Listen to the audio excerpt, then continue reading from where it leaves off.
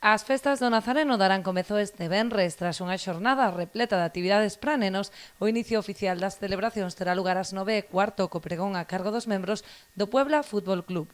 Nesta primeira xornada desenvolverase tamén un dos pratos fortes co concerto de Sonia Lebedinsky a partir das 10:30 na Praza Maior. Venres ás 9:15, non? Finalmente, se dará o pregón e correrá a cargo do Club de Fútbol Puebla. Un recoñecemento a toda a súa trayectoria e especialmente pois este ano que conseguiron o ascenso. Por lo tanto, convidar a todos os veciños e veciñas a que se acheguen o venres a escoitar o pregón que nos ofrecerán os deportistas do Puebla. E despois, bueno, eu fago unha valoración pois positiva do programa, sempre ambicioso. Este ano temos o concerto de Sonia Lebedinsky, que será o venres, e quero anunciar e que a xente este ben informada que será na Praza Maior, non na Praza do Emigrante. O domingo será o día grande coa procesión das Mortallas, que como cada ano atraerá a miles de visitantes.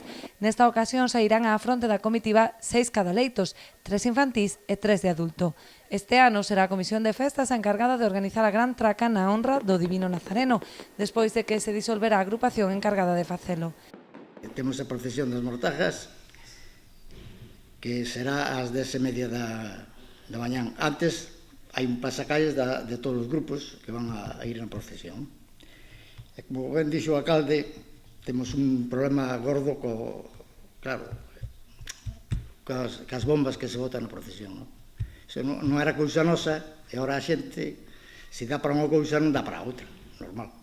Entón, temos un gran problema aí ca traca. Pero, bueno, tratarase de solucionar o mellor posible, que creo que está solucionado.